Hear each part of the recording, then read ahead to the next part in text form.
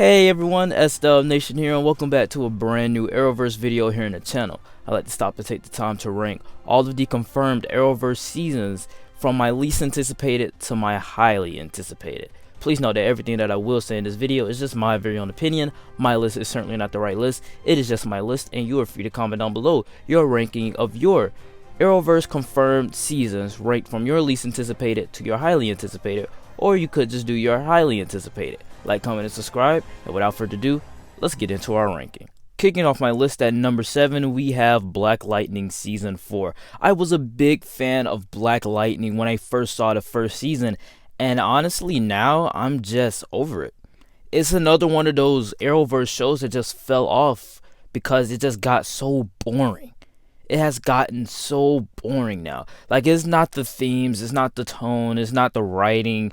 Sometimes it is the writing, sometimes it is the directing, but most of the time it's just stuff that I don't care about. The first season was so great, it even hit my top 10 Arrowverse seasons because of the fact that we had a great story. We had great characters, we had a great interesting concept with a retired hero coming back to the fold. We had themes of racism, we had themes of police brutality, we had themes of gangs inside of communities, we have themes of a black superhero actually saving his community. That's one of the things that made Black Lightning Season 1 so great to me, and now it's just dealing with green drugs. Like, listen, that stuff has a lot to do inside of the series. That stuff is very important to the series, but right now everything that's going on the show right now has nothing to do, barely has anything to do with what the first season was going for and what the first season accomplished. I loved the first season. These last two seasons just bored me. They focus too much on Dutch tilts. They focus too much on labs and military. I don't care about that stuff. I want to see a black superhero come back to the fold and save his community. That's what I came here for. Black Lightning Season 4, on anticipation level, I have to give it a 3. Coming in at number 6 for me has got to go to Flash Season 7. I'm a big fan of Flash. That was my second Arrowverse show that I ever watched. I'm really excited for Season 7. I think that Season 7 is going to be good. It's probably going to be better than Season 6. Hopefully, it's going to be better than Season 6. I have high hopes for Flash because Flash is still the only show that has some watchable value. I think that, yeah, Season 7 could pull me back into Flash again. I've been out of Flash since Season 4 anyway. So I think, yeah, now with Season 7, if they do better writing, if they do better everything in this season, and just like bring it back to the old classic Flash of Season 1 and Season 2, I think this could be a great season for Flash again. My anticipation levels for this has got to go to 6. And yeah, Flash, you have bored me. I've been out of your show ever since Season 4. I think it's about time for you to bring me back into the fold. Kicking off my top 5 list has got to go to Stargirl Season 2. I loved the first season of Stargirl. Stargirl Season 1 was just a breath of fresh air, a great Arrowverse show. It was just a great Arrowverse season. I think the best benefit of that was that it was on DC Universe, and that it had a bigger budget. It could do a lot more better effects. It didn't really focus on relationship themes. It focused on the story at hand, and every week there was something new added to the story, and it was something new progressing the story to lead to the finale in the end. So I think that Stargirl Season 1 was a great season, and I did say in my review that, you know, it's a very watchable season. I have not rewatched Season 1 since I've watched the season finale. And the reason why Season 2 is this low for me on anticipation is because I haven't gotten the urge to watch Stargirl. Stargirl right now to me is blank. For me right now, Stargirl is just in the back of my brain. I'm excited for Stargirl Season 2. I'm just not itching to get back into the Stargirl world. My anticipations for Stargirl Season 2 has got to go to a 7. Coming in at number 4 for me has got to go to Supergirl Season 6. Oh my god. What was I thinking? Okay. Let me explain my reasoning. Supergirl Season 6. Season 5, I explained in my review that it was a mixed bag for me. Season 5 was not an enjoyable season to me. I just wasn't having fun with it. Season 4, wasn't paying attention. Season 3 bored me. Season 2 Had some great stuff in the beginning, bored me in the middle. Season 1, love it. Love that season. Very great season for Supergirl. But now I think with season 6, yeah. Since it's the last season, I'm pretty sure they're going to do something dumb. And I'm pretty sure that is going to be bad. But I think the reason why I have it at number 4 is because Melissa Benoist herself has said that we're going to make one great season. And I think that with Melissa Benoist's promise, hopefully I could just put this on her that's why the season was bad. In all honesty, I hope that this season is good for Supergirl. Since it's the last season, they're going to be putting out all of their cards. Hopefully Melissa is right that they're going to deliver one great season, their last season, and I think that's going to be able to rival season 1 for me, hopefully. But I'm holding out hopes. Hopefully Melissa Benoist will make one great final season for Supergirl, and I'm happy to see that the show will get a final season. So I think that's the best thing for them to do, is to put all of their cards out in this 6th season. My anticipation levels for this season has got to go to a 7. Before I get into my top 3 list, I'd like to take the time to say that if you are a fan of the Arrowverse, which you probably are, that's why you're watching this video, click that playlist up above for everything Arrowverse related that I have on my channel. Also, if you are a fan of the MCU, I am doing an MCU rewatch on my podcast. It's called The Regular Podcast, and that link is always in the description and in the comment section. We'll be uploading Ant-Man and the Wasp on Monday, and Avengers Infinity War is already out. So without further ado, let's get into my top 3. Kicking off my top 3 list has got to go to DC Legends Season 6.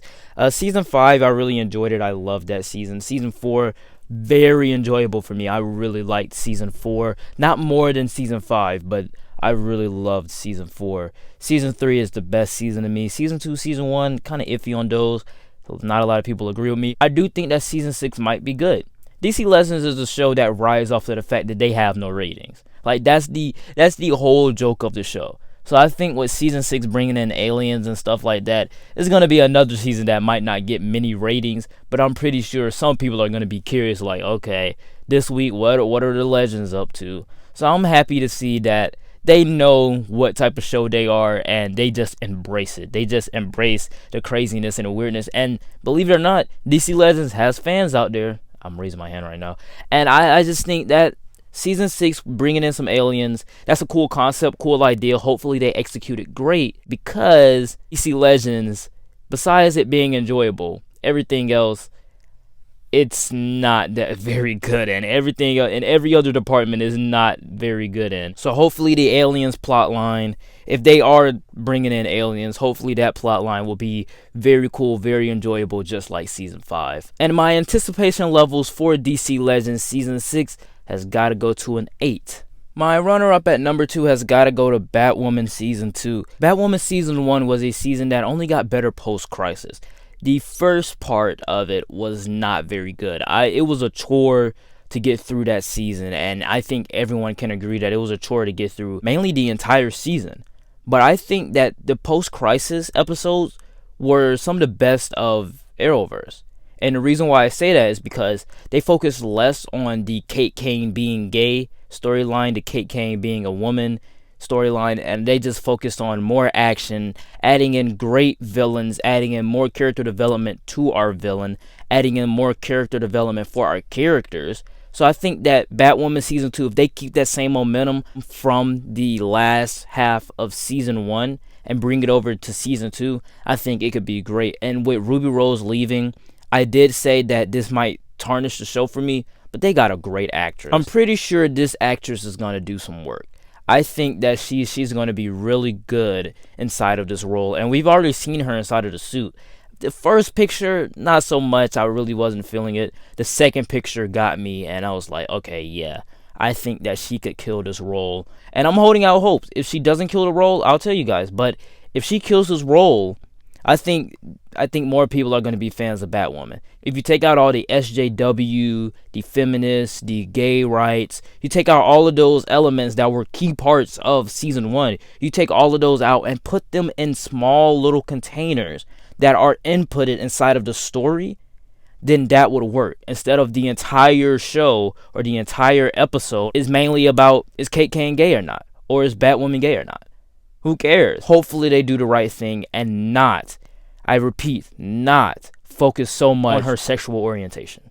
My anticipation levels for Batwoman Seasons 2 has got to go to a 8 out of 10, mainly because of curiosity.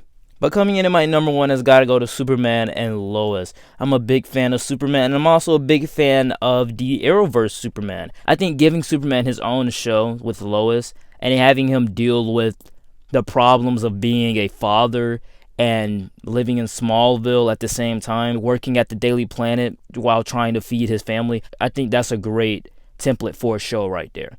I think that's a great template for a show because we have not seen that before. We have not seen Superman or Clark Kent himself have kids and actually be the father. We never seen that fatherly aspect about Clark Kent or Superman. So I like the way that this show is sounding. And then we also have a great Superman. This Superman from Arrowverse is really good. He's been belittled by Supergirl. They lift Supergirl up by putting Superman down.